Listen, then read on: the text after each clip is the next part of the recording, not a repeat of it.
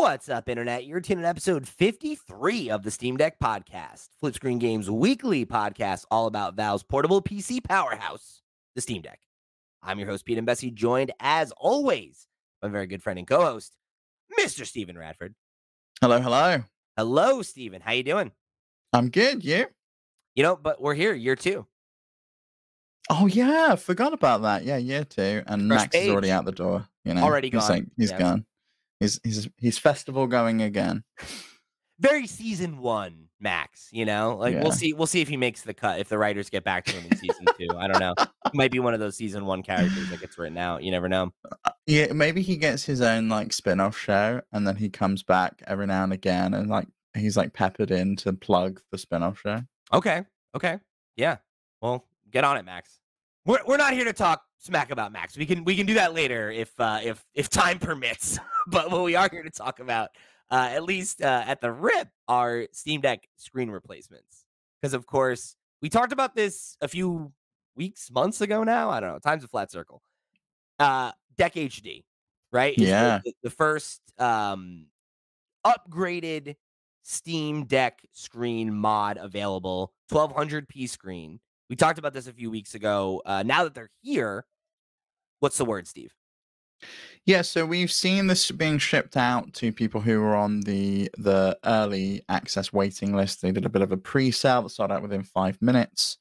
But we know a lot more about the screen now. So this has been going out to testers. YouTuber Taki Udon, who, if you've not seen his channel, he's well worth a watch. He does a lot of reviews on handheld consoles. He's helped build consoles. I think he worked on a bunch of these like little handhelds that he kind of gives his feedback to. So he was working with the Deck HD team. He's had a bunch of these screens come in for testing, and he put together a bit of a video review where he covered the process. Now, Deck HD also put the process up on their website for the first time with the setup guide. So it takes, they think, 2 hours just to do the install of the screen, tearing down the deck, opening it up, taking basically every part out to then eventually get to the screen. Then you have to take off all of you have to like heat it up. You have to scrape off all of the adhesive around the outside. You have to stick a new adhesive back down to install the display. It's 35 steps. And it's not for the faint of heart, I don't think. It's like, so here's the thing. They also have, it's parts 1, 2, 3, and 4, right? The parts 1, 3, and 4 are an additional 40 minutes. So they're saying it's really closer to 3 hours than 2. And that's assuming and that's if everything goes right. Yeah, you don't make a single mistake. And you know what you're doing, you don't drop right? a screw, you know, like there's a lot of things. Because, like, God forbid, right? Like, you don't know any of this, and you're like, all right, cool. Like, let me learn.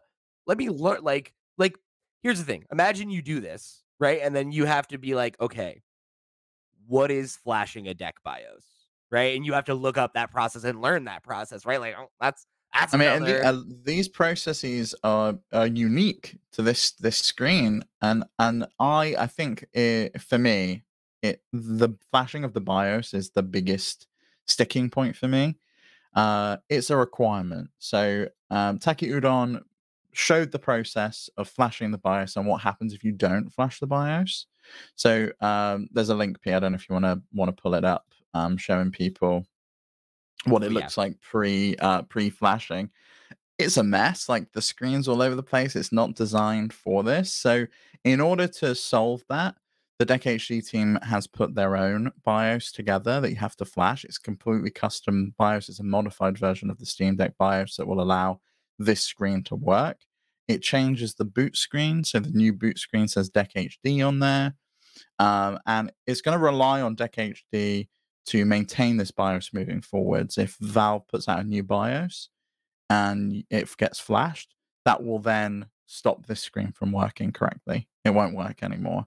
And you're going to have to wait for Deck HD to modify the BIOS for you to then manually flash it again. Don't love that. And I don't love that at all, because if this company goes under, if this company just decides we're not going to bother supporting this anymore, then you're left with a screen that doesn't work. And if you've got rid of your old screen, or if you've kept your old screen around, you've then got to go through the process again, like 2-hour process to take the screen off, to put it back on 3 hour again. process. Yeah, it's like it's a ridiculous thing to kind of have to do. Yeah. And I can imagine that this is going to cause problems moving forwards. Not to mention the fact that, but Deck HD seem like a legit company, and I've got no issues against them. But if a bad actor wanted to, say, put a BIOS flashing tool out, it could completely brick your deck, or it could cause issues that no one would foresee, and we have no idea what's being done in there. Like it's completely we're completely blind to what that install is doing and what that custom BIOS does. Now, seemingly all it does is enable support for 1200p displays, and allow the screen to work as intended. And you mentioned that it's a 4-step process. So step 4, then after that, you've got to adjust the Steam Deck UI scale, because obviously the screen is designed for the UI is designed for an 800p screen. So Right. you're running a 1200p screen, everything's going to look tiny on there. So you'd think this was done within the UI somewhere. No, you've got to enable developer mode Wait, on really? SteamOS. That's so weird because in the video that you just had me showing, it looked like there was a scaler that you could. Yeah, but Oh, that you have to scale tool install that. that scale tool doesn't show up unless you go through the step 4, which enables that to show up. So you have Okay. to enable developer mode. You have to turn on CEF remote bugging, which is the Chromium embedded framework, which is what the Steam UI is built on. Then your Steam Deck will restart. You then have to install Chrome, and you have to open up Chrome, and you have to inspect Element on the on. You have to open the web inspector, and you have to allow internal display scaling, and you have to set that to true.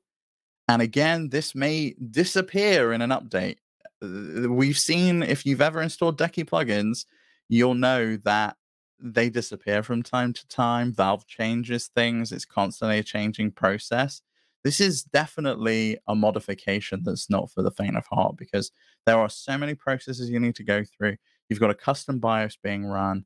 You're modifying in the internal UI in order to allow internal display scaling, to allow this to function correctly in the way that There's Valve just too many intended. variables for me to be comfortable with this. Like, let alone the fact that it's a 2 to 3 hour install, right? Which is already something that I think is, a turnoff for like you said, it's not for the faint of heart. That's something that you wouldn't even do, right? Probably. Not And unless my screen was broken, I don't think. sure. I wouldn't do it just for a marginally improved display. That too, right? It's not even that much better, right? Like it's Yeah, 800 versus Taki 12. had some issues with it as well. So he tested it. He did some benchmarks. It's worth checking out his video. I'll put a link in the description. And he found that the stock screen was covered 71% of the sRGB color range, and the Deck HD screen covered 88% of the sRGB color range, That's a pretty good which increase. which is 100% bang on what they said it would. They said it would cover 87% of the sRGB range, but they did say that the original Steam Deck display only covers 67%, because that's what Valve says it covers. But it looks like there's obviously variables within the screen. Some displays will be better than others. Some displays will be different color temperatures, different vibrancy, that kind of thing. And they come from different manufacturers. But the biggest thing was a clear difference in color temperature between the stock display and the Deck HD display. And Taki said in some games this was very apparent and very obvious, and he preferred the look of the stock display. Games like Resident Evil he was playing in the video, and he said that it's a game that's not meant to look warm, it's meant to look cold, and you're meant Yeah. to see the color. And he didn't think that the color reproduction was accurate, because it was a lot of a much warmer display. But he also did note that if you're not looking at two screens side by side, you would get used to it. Your eyes would adjust to it, and they would get used to it. But it's possible as well that we saw this week that Steam OS 3.5 on the beta channel got a brand new slider. So I know you spoke about it, Pete, with Max a few months back. I cannot believe that Steam OS 3.5 is still not out and we're still talking about it. That they added a vibrancy slider so that you can increase the vibrancy of the screen, but they've now added a color temperature slider so you can make it warmer or cooler depending on your taste. So like that's interesting, right? Like that you do have an option for addressing it. But again, it's like, I don't know, like hearing that review is like, man, that does not inspire, right? For it to be like, yeah, I mean it's better, but it doesn't necessarily feel as representative of the intended color palette. So it's like 3-hour Which install. is like one of the big selling points, right? It's like there's two big selling points for this. One, it's a 1200p display, so you can get Right. higher resolutions, and granted, That's nice. that's a nice thing. But it's also meant to be better color accuracy and better color reproduction. And if the temperature's completely off and completely wrong, it's not going to be doing that, which Right. is really Kind of strange. defeats the purpose. Yeah, Let and alone all the other things that we just outlined, right? Where it's oh yeah, like the BIOS thing and the display scaling are enough for me to just be like, no, not a chance. I for want my Steam Deck to be solid and to work yeah, when I turn it yeah. on. I don't want to have to turn it on and have the risk of the screen doesn't work properly or the display scaling has reset and now everything's tiny on the screen and I can't see it properly. Those are Mhm. things I don't want to have to deal with. And I also don't know, and also every single game, because of the way SteamOS works, and you'll know this if you've ever plugged your Steam Deck into a dock, you have to go into every single game settings within your library to enable 1200p support because the Oh my SteamOS god, max like limits it to 800p by default. I didn't think about that. Oh no. Yeah, So like there's no. all of these additional steps that you need to do that I'm just sorry, makes it seem pass. like it's just Hard like it's pass a on this. no-go. Yeah, Yeah, I I don't know. know. I don't know about all this, man.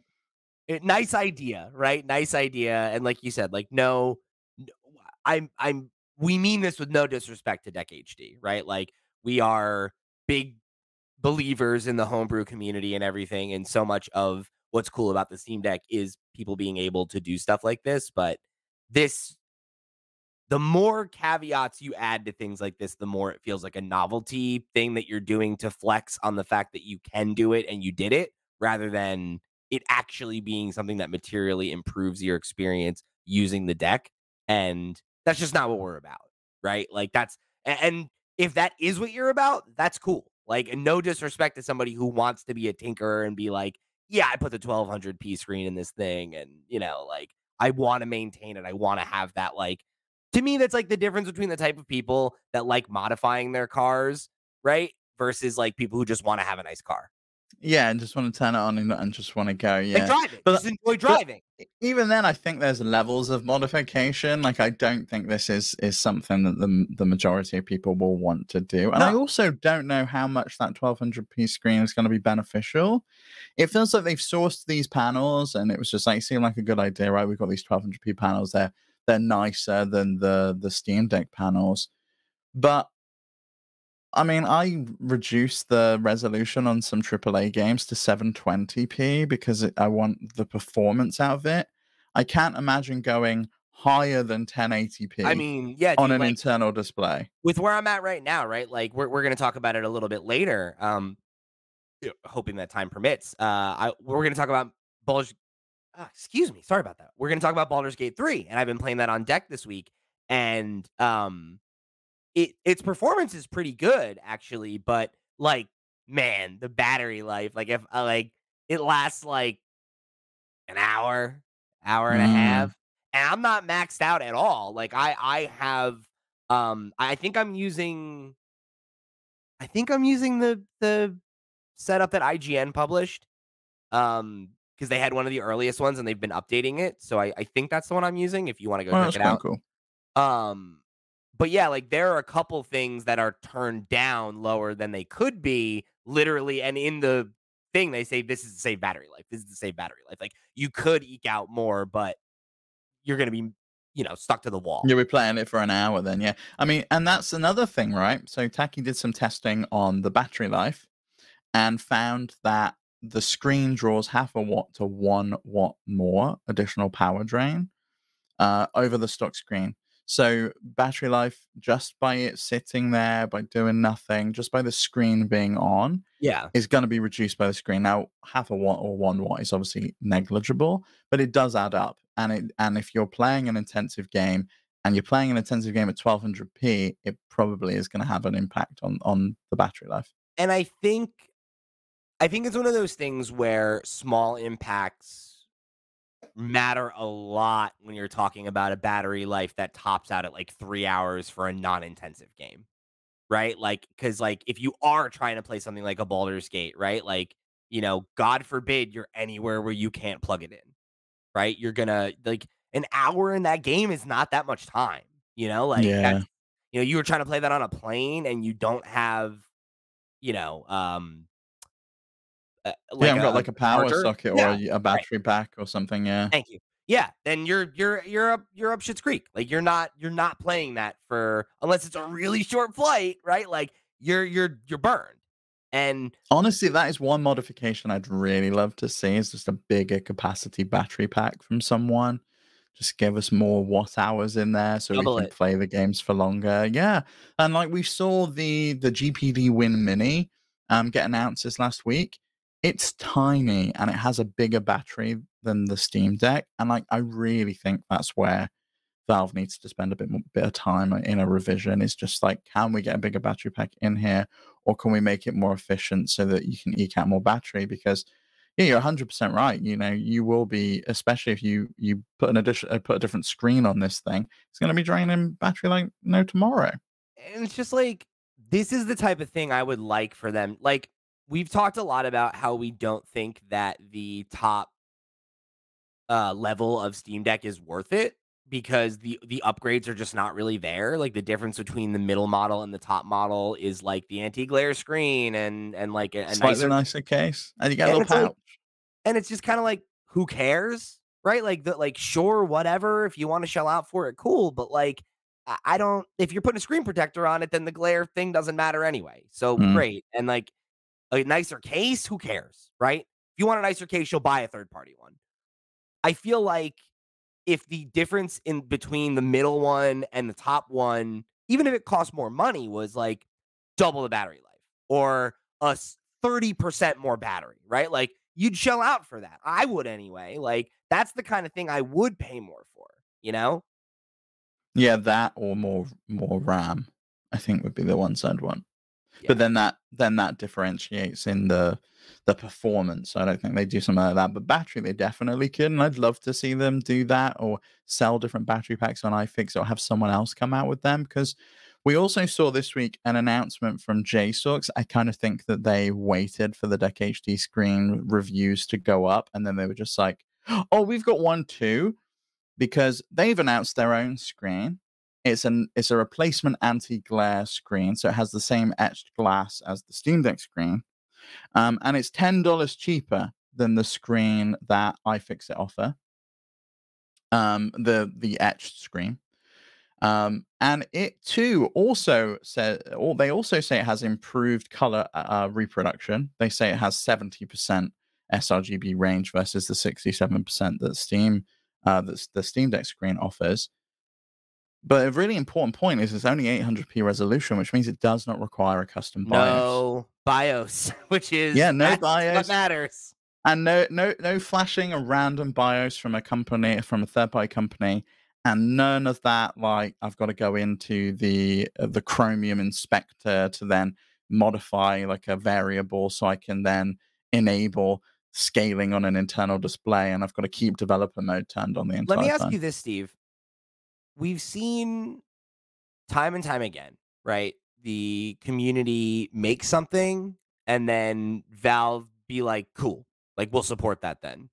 Do you think that's the thing that we could see them do where like they did end up creating a supported BIOS for variable screen quality if it becomes more common? I mean, I think it would be nice. I don't see them supporting it. I think that's something that Deck HD said that they wanted and they were hoping to work with Valve. But the wording of hoping to work with Valve really just goes to show that they haven't worked with them currently. They probably haven't reached out to them, or if they have, they've not kind of got anywhere with that process, which is why we've got a custom BIOS rather than one from Valve. Yeah. And that's a shame. Like, yeah, it would be nice. I don't necessarily think that they're going to modify the BIOS to support third-party modifications. I could see them enabling that screen scaling option without you having to go into the developer option, without having to modify it, because that seems like it would be a meaningful accessibility option anyway. That if you struggle to see smaller screens or see smaller fonts on a Yeah, that's a good display, point. That's a good that accessibility you feature. could scale it up. And I kind of feel that they should enable that for everyone And if to that allow that. if that were enabled, then you wouldn't need the BIOS, right? Because You that's the would need the problem. BIOS because the BIOS enables the screen to function at all. You end up what we Gotcha. saw in Taki's Okay. video, where you kind of have the lines all over the place, and it's like the screen's being duplicated because it doesn't know what to do with the higher resolution. You just wouldn't But need to you go in and do that weird modification thing. correct, yeah, and then Gotcha. that probably would. I mean, that's the kind of modification that probably would get removed with every single update that the Valve puts out, because it does clear the local storage. So I personally, I don't know how you feel, but I wouldn't touch the Deck HD modification with a barge pole. I may consider the JSORC screen if I had an issue with my screen, but I have a screen protector on my screen anyway. So the anti-glare screens are kind of pointless for me because I just shove a piece of glass on top of it. So it's like, what's the point in that regard? And the Yeah. color reproduction is marginally different. We don't know if the JSORC panel suffers from the same issue with the warm with the level of like warmth that the replacement Deck HD screen has over the stock screen. Could be the same issue there, that the color accuracy is just not quite on par. Yeah, I'm with you. I This is the kind of thing I wouldn't replace, period. Like, unless I had a problem, right? If my What screen if it was was like broken. it's an OLED screen or it's a variable refresh rate screen or something like that? Would that be enough to be like, you know what, I kind of do want to? Or maybe you pick up one of those refurbished models we spoke about a couple of weeks ago and Yeah, you just like, oh, this is going to try be your my hand at it. experimental Steam Deck. I feel like it would really depend.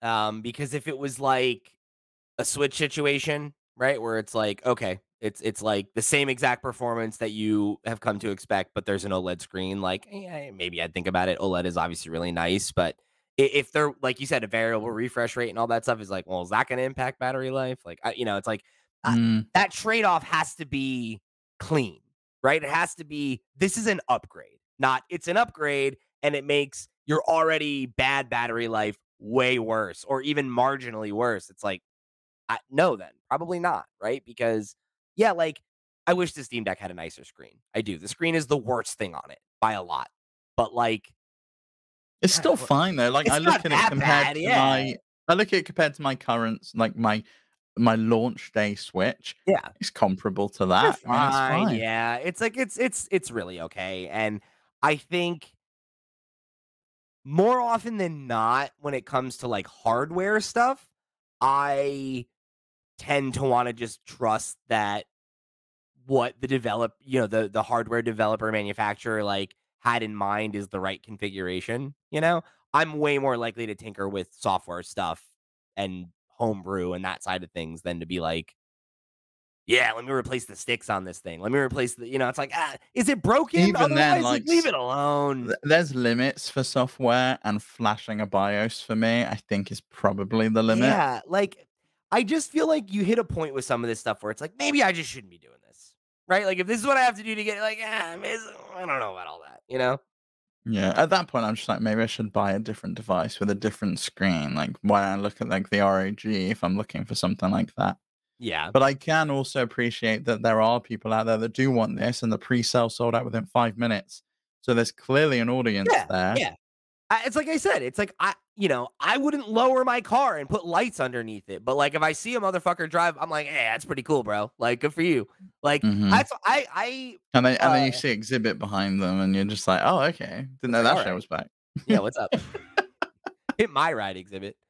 I would love a PlayStation 5 in the back of my trunk or whatever crazy shit you're doing now. Uh, but yeah, it's like I just feel like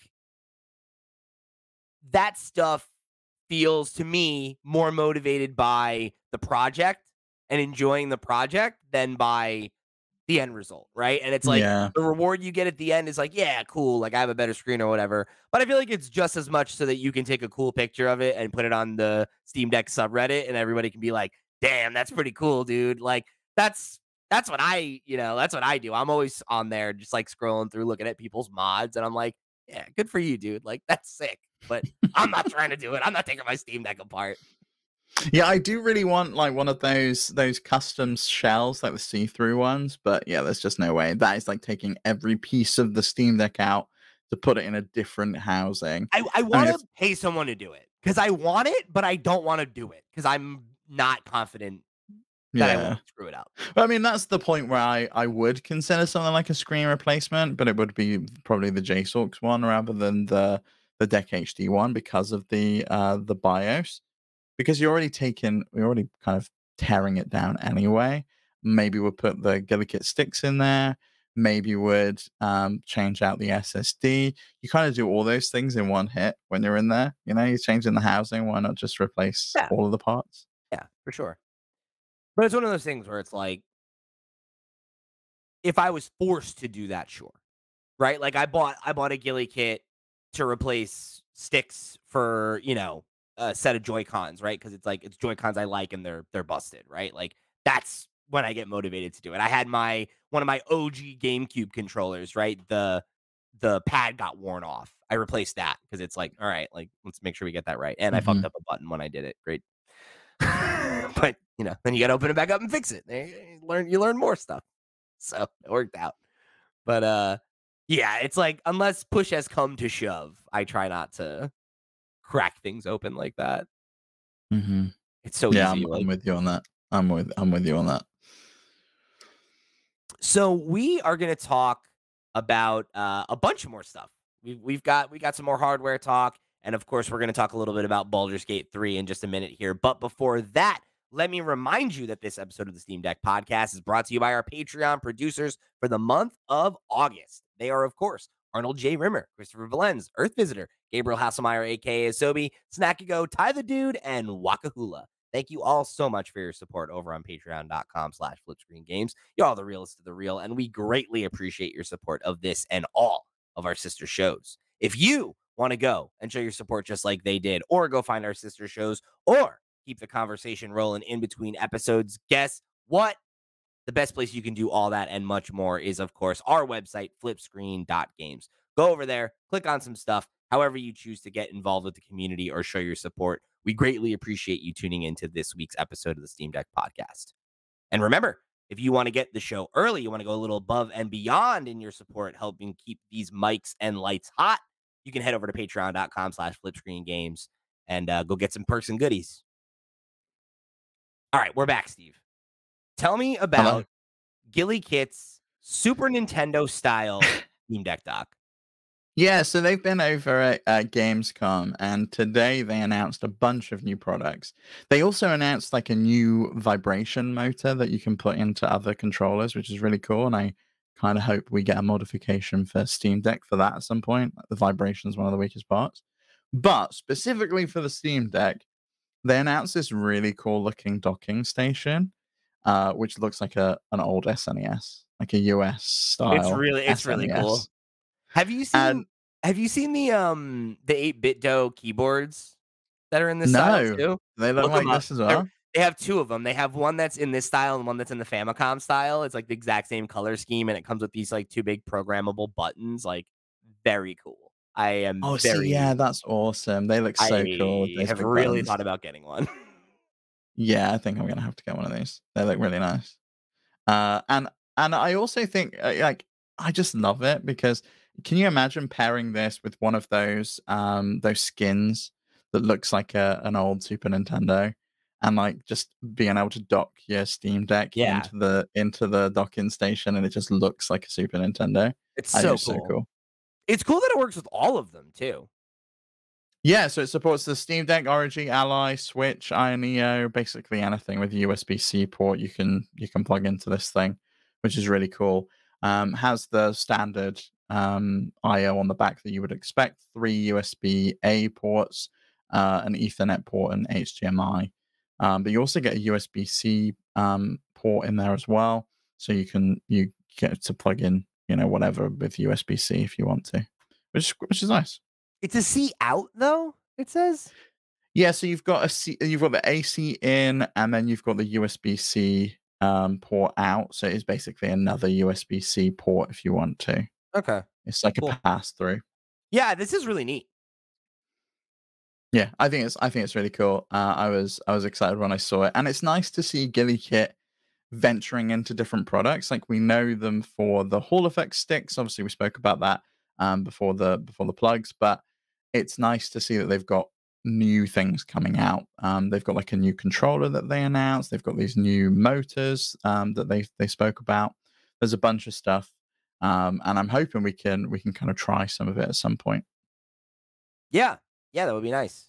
We got to figure out how to get in with these folks, you know, like so they Hmm. can send us this stuff so we can try it, and like Yeah, I whatever, really right? Like, want I really want the new GillyKit controllers, and I want the new docking station. Basically, just send me things, GillyKit. If you're listening, yeah, just send me things. send us stuff, and we will tell people to buy it. Okay, so uh, here, here I'm going to tell you what's up with this next one. You put this in the doc. It's the only thing I didn't look at. I have no idea what this is. But you said Oh, that so it's just that, PSA Steam yeah. Scream is coming. What is Steam Scream, Steve? And so Steam Scream is their Halloween sale event. They put out a bit of a PSA over on Okay. Steamworks this week, which is their kind of developer portal.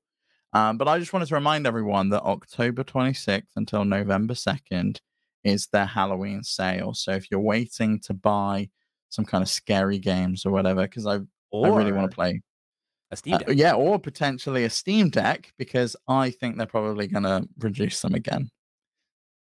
You got to imagine, right? When's Black Friday? What weekend is that? Is It's that in the November? it's the day after American Thanksgiving. When's American Thanksgiving? What date? Last Thursday of the month. Okay, so maybe they don't for this, but they do for Black Friday. I don't know. I don't know if they've traditionally done anything for Black Friday, but it's kind of I mean, unprecedented that they put the Steam Deck on sale.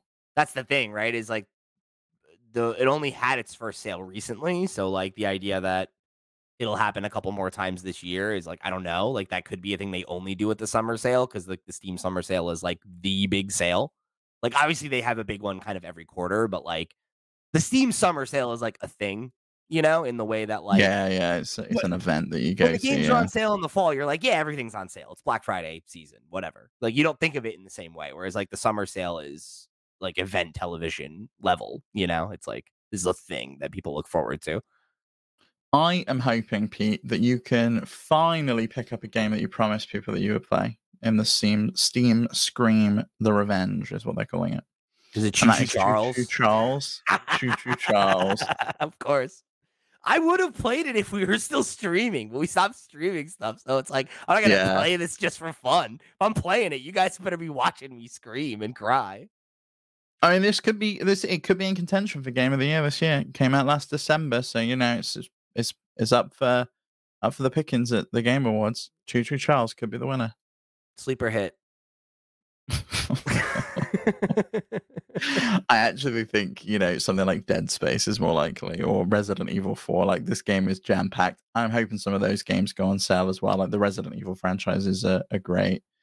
And they run really, really well on the I Steam Deck wonder if you want to play them. I wonder if it's too soon for Baldur's Gate to get its first sale at that point. Oh yeah, I think so. Way too soon. It's not even out on consoles. Yeah, but they could knock it down like 5%, right? Like Is it scary? Would you say like it's like it fits the Steam Scream theme? it's like a horror game, but there's like horror elements in Dungeons and Dragons, right? Like Yeah, sleeping with bears is pretty scary, and like creepy crawlies or whatever you can do in that game. I mean, look, don't kink shame. Let people do what they want. That's what Baldur's Gate's all about.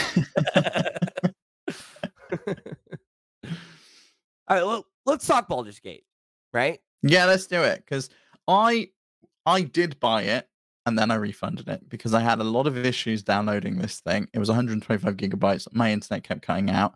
it was downloading ridiculously slowly. It took How did Sarah you find 6 that experience? It took Sarah 6 hours to download this game on her laptop, and I was like, so here's what happened, right? I had already decided I was gonna buy the game. Baconator from our Discord had written up a little like review of how it played on Steam Deck. And basically I had heard from enough people at that point that it ran well enough, right? And that it was like not detracting from the experience to play it on Steam Deck. And I just have like been itching to get it. So once she had it, I was like, all right, we gotta pick it up. We gotta make this happen. And I was like in the process of finishing Final Fantasy 16, right? Like I gotten to the last boss fight and was like, all right, cool. I'm gonna start the download on Baldur's Gate 3. I'll finish Final Fantasy, and hopefully a couple hours after that it'll be done. It was done. Took like an hour. And like it was like a totally normal download. And I was like, I don't understand. I don't know. Hmm. I don't know why it was better on Steam Deck than on a laptop. Same internet. It was both over Wi-Fi. Like seemingly no reason it should have taken longer, but I don't know. It was weird. So I had an okay experience with it, but I did see a 6-hour install on that thing because it is a huge game. I had to delete a ton of games off of my Steam Deck. Yeah, I did too, and then I didn't even have enough space, so I had to like go and buy a micro SD card in order to install. Like, I went and bought a second one. I was like, "Sod this! I'm not deleting Diablo 4, and I'm not gonna Yeah. delete all the other games I've got. I'm just gonna buy a second one and like try the hot swap thing." But I just gave up with the download. I was like, "There's no way by the time I've downloaded this, I'm gonna even have time to play it today Yeah. or this weekend." So I was just like, "There's no point." Download it at your parents' house. Yeah. Excuse me. So, Navlis from the Discord wrote in and said, I wanted to ask if you guys have played Baldur's Gate 3 on the deck and ask how does it run. So I wanted to start there because I am excited to talk about the game and share some of my thoughts. I know you're trying to get it this week because you're going to go see your parents, and then hopefully we'll be able to have like a full episode about it next week, either here or over on the Flip Screen Games podcast.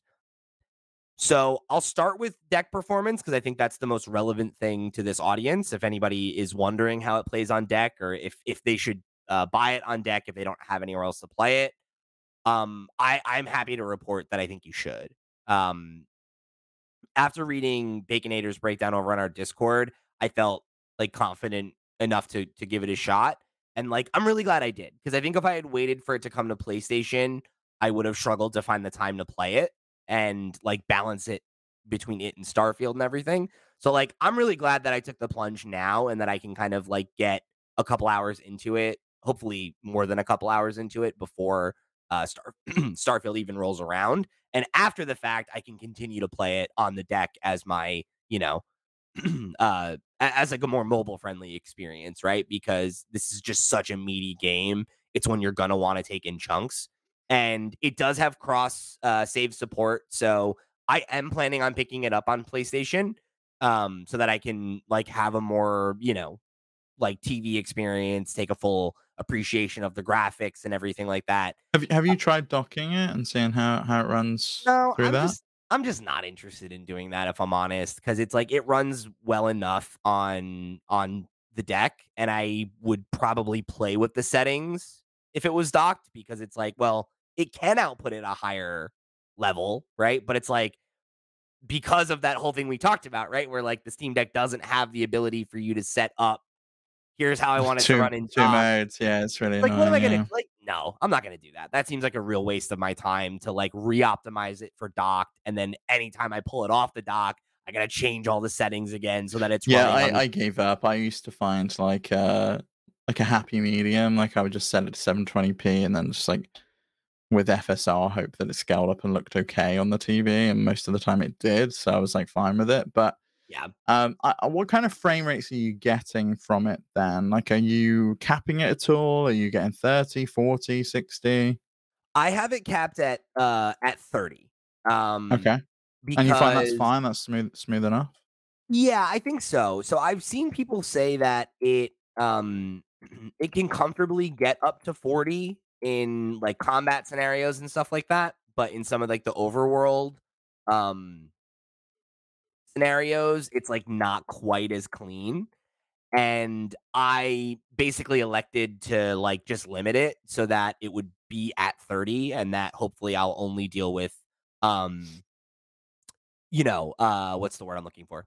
Slowdown when it comes to, the Yeah. titular city of Baldur's Gate apparently, is a little tough. Like, it even, like, with the settings I'm running right now where everything's running fine right now, Have you made it apparently to Baldur's Gate yet? no, I'm still in the opening area of the game. It's pretty long, from what I understand, like, Like 20 hours from what I've heard, right, yeah, to the get first to chapter Baldur's Gate.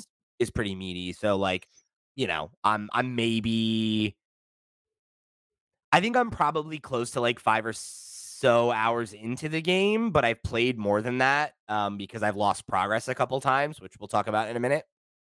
But, like I said, I'm using the IGN guide, so looking at it, the frame rate limit is set to 30 on the Steam Deck's, like, quick access menu, Mhm. and then I've got a refresh rate of 56, and the, thermal power limit is at 11 watts, so that you get about an hour and a half of battery life.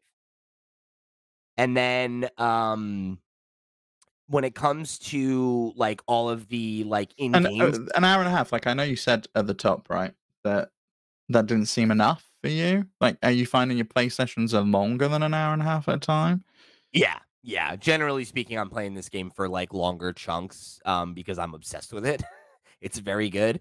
Um But does the game, like I guess, do you need to play it for that long? Does the game work within, like, an hour and a half battery life, or are you gonna have to be playing this next to a plug socket? I think it depends on what you're doing because there are well, here's the thing. You can save the game at any time. So, if you're in the middle of a combat encounter, you can save the game and come back to it. So, like, I would say if you're comfortable playing it that way, then yes, you can play it in chunks. And I have played it in chunks, right? Like right now in my game, I'm in the middle of a combat encounter and I had like started it and then was like, ah, shit, I got to do a thing. Let me save and I'll come back to it. And I never got back to it. So like when I pick the game up, I'm in the middle of something and that's fine, Mhm. right? But like that's how I don't mind playing that way. Um if you're somebody who wants to play, like, in chunks, I think you'll be okay to not save in the middle of events and, like, still do that because the way I've experienced it thus far is that combat or combat-like encounters, which I can explain a little bit more in a minute, um No, yeah, I remember you telling me off mic about some, yeah, so I guess I'll some contextualize stuff. that.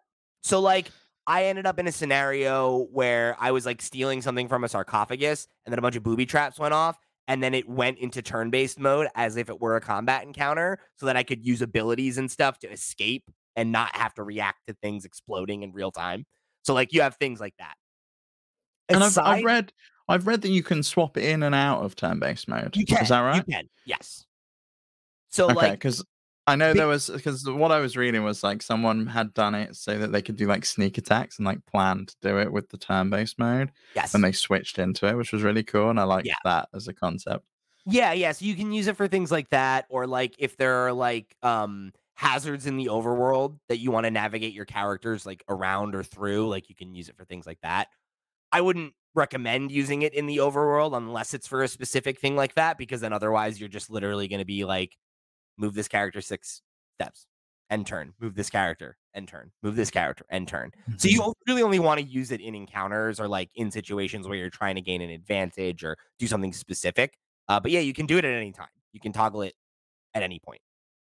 That's cool. Yeah. So, yeah, like, I think aside from, like, those issues, um, it's pretty solid, right? Like, the from what I've experienced, I haven't had much slowdown or anything like that. And Um, no crashes? You haven't had anything, like, crash out of the game? Because I know you mentioned that you've had, yeah. some kind of, some progression loss. Was that because of a crash, or was it something else? Yeah, it was because of, a different issue. I haven't had any crashes or any issues like that, per se, but I have had a few different little interesting, like, performance issues. So, like, Um, on the technical side of things, the worst thing I've experienced is being in a situation where the game, like, seizes up. Like, where I am right now, right? I am in this, like, town, and, there's this, like, kinda conflict going on, and, I was, like, walking around the, like, outskirts of the town and kinda working my way in because you can talk to, like, almost every NPC. There's a lot to explore and discover. So I'm like, "All right, let me, like, get a lay of the town before I go and talk to anybody or Mhm. advance anything." And on, like, the outside, like, the very, very outside of the town, I got into this interaction where this character was, like, looking through a telescope, and then this, like, monster was, like, coming up behind her to attack her. So it's like, "All right, cool, like, let me do this, whatever, I kill the monster, I have a conversation with her." And then the telescope, I realize I can interact with. I'm like, "Okay, let me take a look at the telescope." So I look at that, and then the game starts freezing, like, but not actually freezing, you know what I mean? Like, sometimes, games will, like, rubber band, right? Where it's So like, it's frozen for a second, and it speeds up. and it didn't do the speed up, but it was doing a thing where, like, so here's what happens, right? My character's at this telescope. My 3 options are move it to the left, move it to the right, or walk away. And I'm, like, pressing A to make the selection, and it's just not moving. But, like, my character is still, like, I can see that it's not frozen, like, he's breathing, I can, like, see, that the He's world doing is, his idle motion, yeah, yeah. the world is still active, but, like, for whatever reason, it's not responding to my input.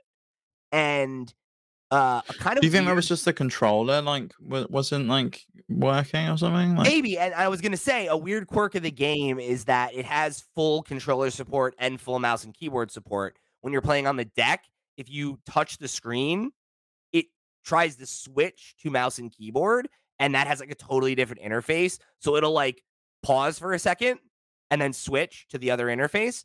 And I literally just did that. I that's was actually on the that's actually the deck that's doing that. So Steam Input controls that. It does that for okay, a bunch of games. Like it does that for Diablo as well. sure. And you'll see the UI changes. All the buttons will change to like F keys and like rather than like A and B and And, stuff. And like, I'm just like, no, I'm not on a keyboard. I've seen that in other games before, but I guess what's different about Baldur's Gate is the way that, like, the world freezes for a second. Like, if it happens, like, in the middle of dialogue, it'll be like, I'd be like, "Hello, Steve Eve," and then, like, it's, like, Oh, kinda that's like, frustrating. Is there any way you can kind of turn that off in the settings or I'm like not change sure. it? It hasn't, like, impacted me in a negative way enough where I've been like, this is pissing me off. How do I turn it off?"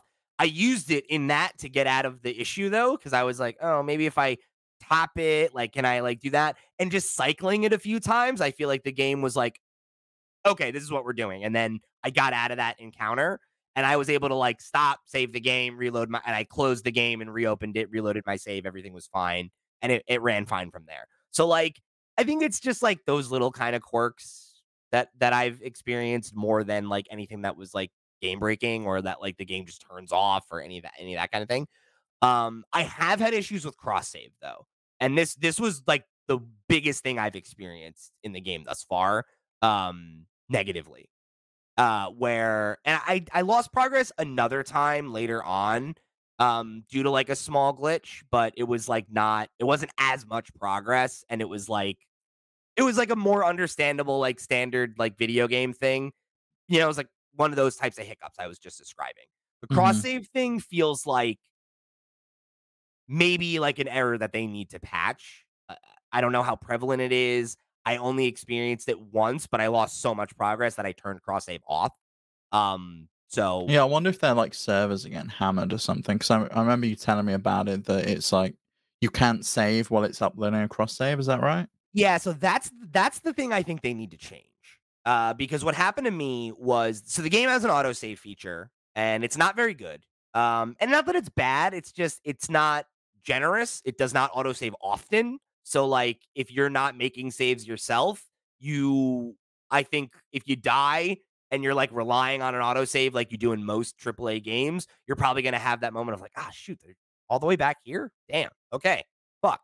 And, like, that is worse in this game than in other games because of dice rolls. So, like, you could have had a scenario that went really easily for you the first time, and you lose progress, and then it's hard the next time. That happened to me. Where like I lost about an hour plus of progress, and every single thing that I had done in my first playthrough, I had worse dice rolls or a worse outcome the second time.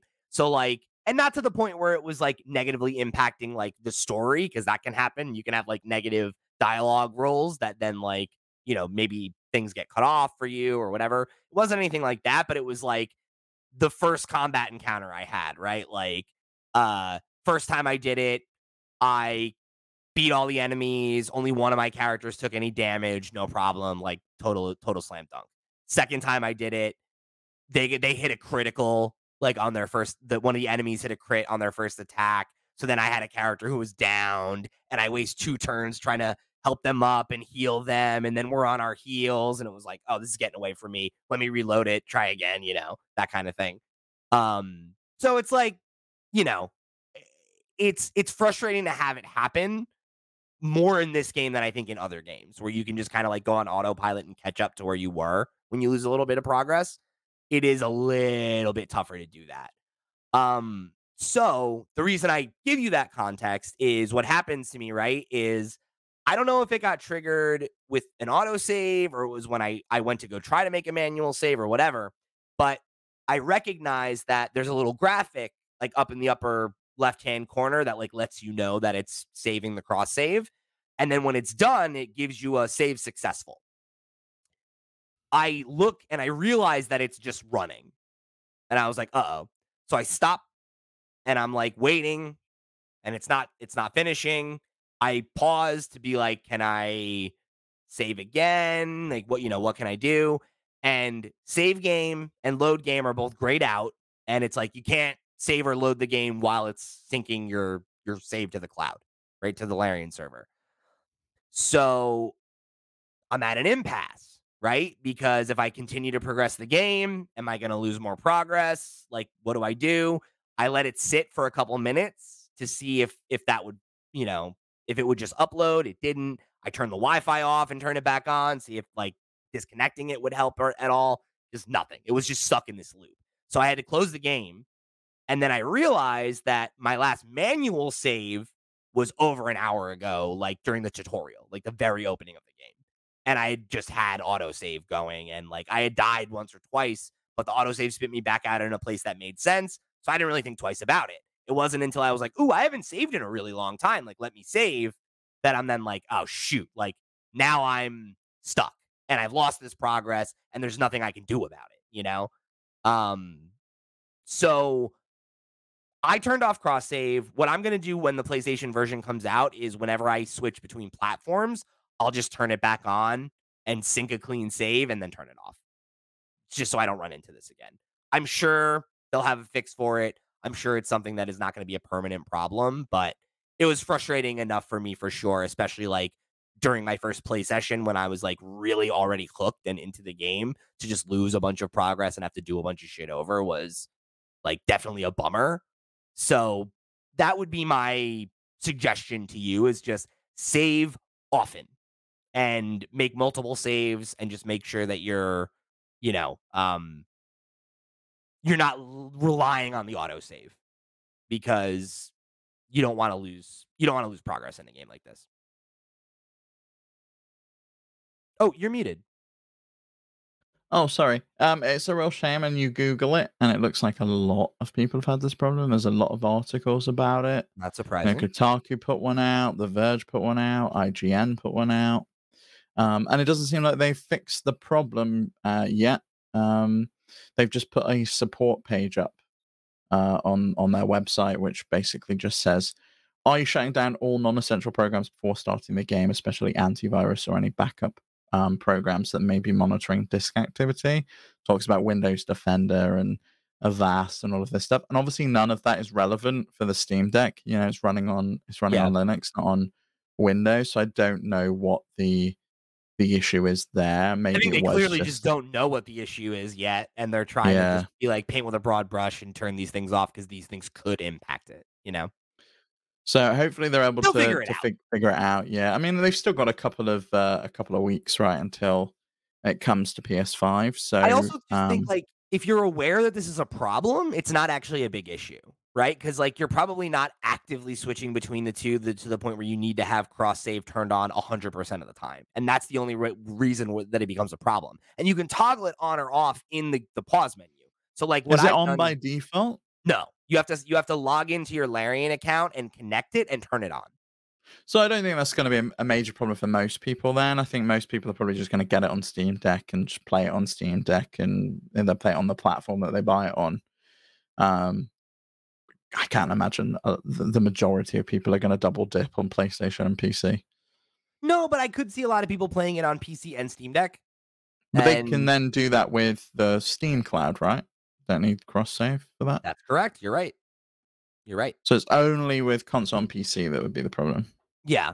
And I mean, to your point, that's a couple weeks away. They could probably get it fixed by then. And even so, I think you just do what I'm doing, right? Where like when you want to pick it up on PlayStation from your Steam Deck or vice versa, boot it up, take a clean save, turn on cross save, and let it upload, and you'll be fine. As long as it's not running to the point where it can fuck up your save, then you're good. It's exclusively in the scenario I found myself in where it's a bitch. So just keep that in mind. Yeah. And, I and mean, like if that's the worst thing, that's not that bad, right? Like that's okay. no, I mean, they've been putting out patch after patch, right? It's only been out a couple of weeks. We've already had 5 hotfix patches. So I would imagine they're going to keep blitzing through it to kind of solve these problems. So one of the other things that you had highlighted that you wanted to ask about was controller support, and Now, this was something I know a lot of people were concerned about. This is the yeah, first Baldur's Gate game, aside from the Dark Alliance games, which do not count, that has controller support. It wasn't something that I was concerned about because I've played Divinity on PlayStation and on Xbox with a controller, and it runs just fine. How have you found it? Have you found yourself wanting to reach for a keyboard or a mouse at any point? You're just like, oh, this would be so much easier if I did have a keyboard so I could control the party a little bit better. Or are you finding the control setup to be adequate? both, if that makes sense. I think it would be easier with a mouse and keyboard if you are like inclined to play as a mouse and keyboard player. Like it is a top-down isometric game, so the idea of you using like the right click to move around kind of thing, or I mean, I guess it could be WASD, but whatever. That makes sense to me, right? Like I could see that interface being simple. I think the bigger thing is during combat encounters because you just have so many choices, right? Like of what you can do. Because like at any given turn, right? And if you're not familiar, it uses Dungeons and Dragons rules. So like, have you ever played D&D, Steve? Only in Baldur's Gate, but I do know Okay. Dungeons and Dragons. So like you have an action and then you can take an additional action that are like certain like more minor things that you can do. You can move, right? But like your actions can be anything from It's like I you're doing a use spell or potions or like or like I swing a eating. sword, Yeah. right? So like those are actions, but then also you can do things like jump. You can do things like you Well, know, you got to anticipate what the other people might do, right? Like what your enemies might do next, which yeah, is yeah, always a it's big like it's part of it. tactical in that way, right? Like Yeah. it plays like a tactical RPG in many ways. Um, but like your options are just so varied. So like when I open up, like my character is like what level 4, level 3, and I have 3 full radial wheels of choices already. So like, yeah, a hot bar would be nice, but like it's At not. some point, though, I imagine you're probably going to settle into a build that you're pretty happy with, at least for your main character. Maybe not everyone in your party, but you'll probably settle into a point where it's like, okay, well, I always want to start with this opening spell or start with this Yeah. opening attack, and then And I'm I'll going to get go more for used this. to it, right? Like I Yeah. already think it feels less confusing than it did when I started. So it's like, that's no big deal. Is Like this your I first of this style game, a first Larian game? Not played any others? I played You didn't play. Divinity Original Sin like a little bit, like a Okay. very little bit. A friend of mine got me a copy and was like, "Let's play it together." And then like we played it like once, and it was like cool. And then we never played it again. So it was like, Oh, you know, that's I sad. That's a I know I phenomenal think I would have game. really liked it. But yeah, I scratched the surface on it a little bit. So like, I would say it's the first game like this that I've played in earnest. But like in the same breath, Dragon Age is very much this kind of game. Like Dragon Age Origins was clearly a huge influence on this game. Its dialogue system is exactly the same. Things like that. So it's like, I don't know. I feel like I've played games like this, but maybe not one that's this deep. You Mhm. know, like the I'd be interested for you to go back and play some of the other Infinity Engine games at some point if you do like this one, because I think you'll probably see the influence of those games on something like Dragon Age, oh because yeah, yeah. they were designed It's like a probably by straight some of the line. same team. Yeah. Right? Like, yeah, yeah, right. Like a lot of those are BioWare games. Hmm. And like the Larian folks, they've said that like they took a ton of inspiration from like the classic BioWare 90s like CRPG stuff. So it's like, yeah, they're definitely like in conversation with each other for sure. But like it's been really cool to get into this game because I've said, right, like when we've talked about it, that it looks like it could be the Dragon Age Origins, like spiritual successor of my dreams. And it really seems like it is that game, you know? Like there's still a lot I have to like dig into, I think, before I'll be able to say if it really hits that same like emotional height for me because I think that's the one thing I guess I'm not like worried about, but I'm wondering about is like Hmm. how emotional is the story going to get? Like, am I going to feel close to these characters by the end of it? Like, am I gonna, feel like emotionally invested in what's going on to the point where like I remember these characters and their struggles and what they meant and all that kind of stuff? Or is it going to just be like this game is like the ultimate D&D sandbox experience and like And that's what I'm looking for. I don't necessarily care about having a connection with these characters. I plan on playing a fair chunk of this multiplayer at some point, and I think for me, it's that social element of we're going on this adventure together that you get from D&D and you get from this style game. It's why I loved playing Diablo 4 with friends, and I'm looking forward to playing this with friends when I eventually get to it. Well, I kind of wanted to get it at launch was so that I could play and like be in the moment with everyone that was excited about it, but yeah, I just didn't have the time, unfortunately. I But mean, I'd be really excited to roll second characters that we only play with each other, and like maybe we like do it on stream or whatever, and just like whenever we can. mhm. I would be down for that because like the amount of variance in how your character build impacts your choices is like fucking nuts. Like even just in the intro, like Sarah and I were talking about a specific interaction that we had, and like mine went so different than hers just because of the skills that her character has versus the skills that my character Which has. is awesome. I mean, that's the kind of thing that I remember you saying that you loved so much about Disco, right? Yeah, Was that yeah, you go pick up the tie off of the fan in the bedroom right at the beginning heart of the attack. game. And you could have a heart attack if you're not physically fit, you know? It's Yeah, like you get a bad stuff like roll. that. Yeah. Yeah. Yeah, and, like, that's what I want, right? So, like, doing that with a crew, I think would be really fun, especially if we could get, like, a full group of 4, so we had no, NPCs, and it was all just like, "Alright, like, How are let's you try." finding the AI? Is it decent? It doesn't really come up, because you control your characters. Yeah, but like the other side, are you finding Oh, that yeah, it's it's a good. challenge for you? Yes. Yeah, yeah, the combat's hard. Um, And are like there levels of that? Like, can you bump it down to easy if you find it difficult, or is it just this is the level, flat level? there's 3 levels of difficulty. There is one that's, like, story focused, and it's, like, you can focus on just, like, making choices and, like, role playing and doing all that stuff, and the combat will be easier. And then there's, like, stand like, normal, which is the way I'm playing, and then they have one where it's, like, for You play tactical. D&D every week, you know, you should Yeah, or, be like, good at this game. you play tactical RPGs like XCOM and stuff like that, and you're very, like, comfortable with positioning and, like, all that shit. Like, yeah, so it's, you know, your standard, easy, normal, hard kinda thing. I do like Okay, that they that's broke good. it down that way, though, instead of being, like, easy, hard. It's like, how do you wanna focus more on story or more on combat or mixed? I like the mix. I like that. That's what I think I'm looking for. But it's good because it gives you the replayability as well. Like you might want to play it first time round, enjoy the story, get to grips with all the systems, especially if this is your first Larian game. there's probably a lot of stuff in there that you've never played like that Yeah. style game before, and then you can bump it up second time around for a different class of character, Or if you wanna do, like, and a hardcore run where it's like if a character yeah. dies, you don't resurrect them, things like that, like, it totally encourages you to play different ways, and I think what else is cool is that, like, the way that you build your character is, like, totally up to you. So, like, if you wanna, make the game harder for yourself, you can also do that. Like, you could pick a race and class that don't really complement one another, and, like, that makes the game harder, right? Like, or, you can do things like that that'll, you know, um kind of artificially, not Mhm. artificially, that's not the word I'm looking for.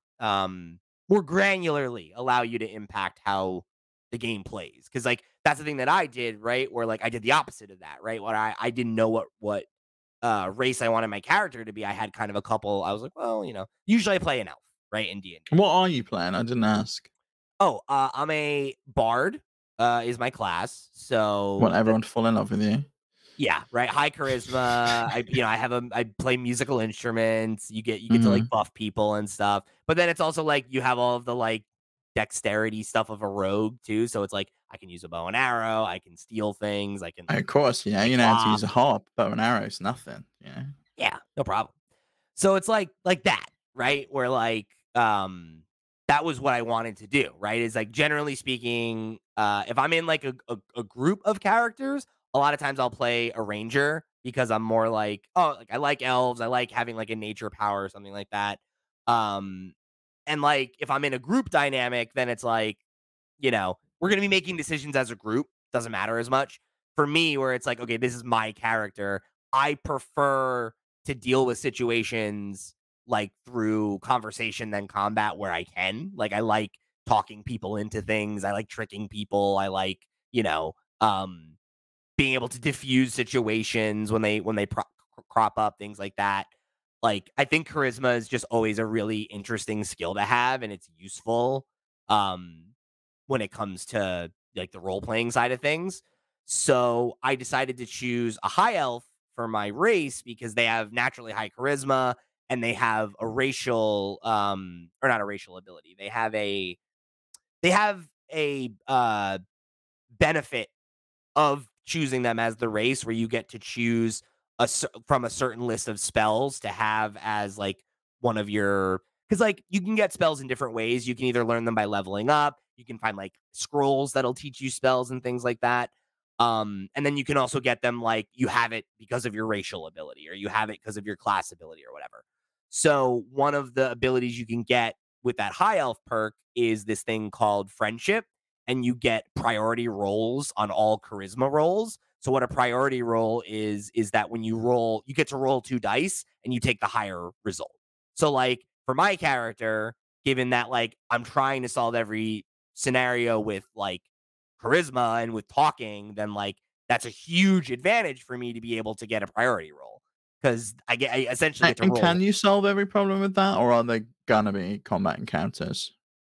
There definitely will be. You can play pacifist where like you can only fight with non-lethal attacks if you want and you don't have to kill people. Um That's cool. yeah, but basically the way that I'm playing is I'm trying to like talk my way out of situations, and if people attack me then I kill them. Like that's the move basically. But like it's come in handy in a lot of interesting ways, right? Like I walked into, like I mentioned, there was that town that I'm in and there's like this broader conflict going on, and I was able to like What town is that? Is it the Goblin Camp thing? Is that where you're working on at the yes. moment? Yeah, Yeah. it's the people who get attacked by the goblins Who and are you siding with there? What are you gonna do? the refugees. Okay. But what I'm gonna do is I'm gonna work the problem out. That's what I'm gonna do, right? Like that's Not gonna just that's go kill the goblins. no. I mean, sure I will. I'll probably go do that too. But like that's always my thing, right? Is like that's how I like to deal. Like that's what I liked about being a paragon in Mass Effect is that like basically you're Superman, right? Like you show up and it's like, what seems to be the problem, everybody? And they're like, we don't agree on this thing. And you're like, well, here's the thing. We're all human beings and we all want the same thing. What if we just, through the power of collectivism, work together and solve this problem? Don't you just And wanna tell then, those kind of people to shut the fuck up sometimes though? Like, no, genuinely, like, I no, do. That's because you're a hater-ass hater, Steve. I don't need your unsolicited advice. All I'm doing is I'm paying They you to do clean up the need my goblin unsolicited camp, right? advice. They're Just go fucking do that. up. That's the thing. You roll into town. I like to play like a mix between Superman and like the classic, like, like Western hero. You roll into town, solve everybody's fucking problems, and then you're just like, all right, see you later, everybody. Have a nice life. I'm gonna go to the next town and solve all their problems. That's my ultimate power fantasy, Steve, is to be able to save the world. I want to just help everybody. Okay. Yeah. So that's when you're a talker, it works out, It's like you just either trick people or you say some inspiring shit, get them to see each other's value, works out. That's my back. You kind of play how you want to play. It's probably not how I'm going to play. I'm just going to probably beat the shit out of everyone as a barbarian. I'm looking forward to that. And like, that's the thing. That's the fun for me, right? Is like, I love being able to be like, this is the type of person I am. And this is how I'm going to respond to. See, I usually like being an asshole. I told you that when I played Disco, I like playing as a total dickhead. Sometimes I think it's really fun. I was like Hobo Cop. I never saw what my face was like. I just refused. I was just. Yeah. I can't. It has to be not the first time I'm playing a game for me to play it that way. I can respect that. Yeah. Because I'm always just like, oh no, I don't want to hurt anybody's feelings. I just want to help everybody. I'm glad you're enjoying it. I'm glad it runs well on Steam Deck. I think I probably surprisingly well. Gonna pick it up. Yeah. I think the thing that you're missing out on is depth. Like it's like and maybe the cutscenes don't look as good. The cutscenes actually don't look bad. Like that is the thing I think that looks the best. It's the overworld that I feel like you're missing some of the finer detail of it. Could do with some shadow in there or higher textures, that kind of thing. Maybe some lighting. But like the character models look pretty sharp, because it's like it's a stylized look.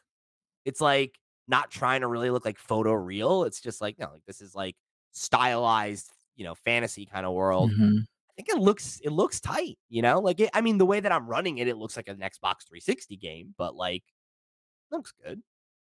Yeah, that's fine. Yeah, I'm happy with that. I think it'll look really nice. This is the kind of game that I want to play on handheld. I don't think I can sit in front of a TV and play for the length of time that you need to play this game. It's what, 80, 90 hours to finish it? I think it's even more than that. I don't know. That's like the base game, right? Isn't it? Yeah, if you main path it, maybe. I don't know. Let me see. I'm looking up how long to beat for Baldur's Gate 3. If anyone's finished it. Okay, it says the main story is 42 hours. With side quests, you're looking at 82. A completionist run is 118. Yeah, so 80 to 90 for a decent run, which I think is fine. I'm happy with that. Yeah, that's about right. Might actually be doable. Is it doable before the 6th of September? That's the question, because I've got to decide as to whether I'm going to beat this before I get to Starfield. And with work, I think it's probably a no. But I don't think I will beat it before Starfield. I think I may have to accept the idea that I can't Pete. Like I can't. Like I've not finished a single game. I can't go from game to game to game and not finish one. You gotta finish something. You're in a bad way right now. You need a slump buster. Yeah, maybe I'll just play some like 1 hour experience. I'm telling you, go beat Oxenfree 2. You'll beat that in a day and you'll feel good about yourself and you can move on to another game. Oh, I get that free with Netflix, don't I? You do. I could do that, yeah. I haven't played it yet, but I'm gonna. It's tough, man. A lot of stuff this year. You gotta play some catch up. Yeah, I will at some point. I'm gonna take some time off work, and just play some games. I think at some point. You need like a solid 2-weeker and just. That'd be great. Hunker down. Awesome.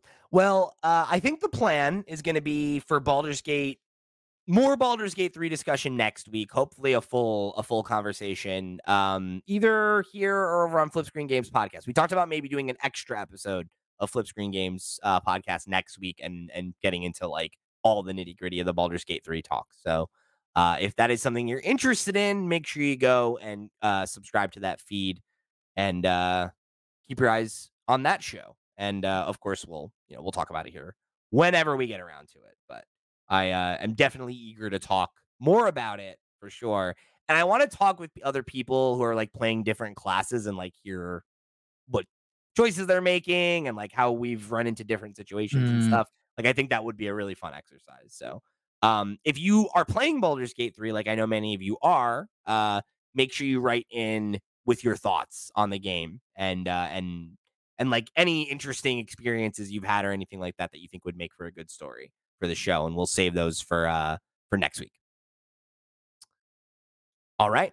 So that's going to wrap it up for this episode of the Steam Deck Podcast. Remember, if you want to go and show your support, if you want to go and check out our sister shows, if you want to write in and get your thoughts read on next week's Steam Docket segment, because we got a bunch of them. We have a ton of questions, and we have just not been able to get to them these last couple weeks because there's been news. But hopefully, maybe we can do a little mailbag episode next week. So make sure you write in with your thoughts. If you want to get involved in any way, however you choose to show your support or join the community, head over to flipscreen.games. That's the website. And we thank you for tuning in to another episode of the Steam Deck Podcast. For the crew, I've been Pete. He's been Steve. We'll see you next week.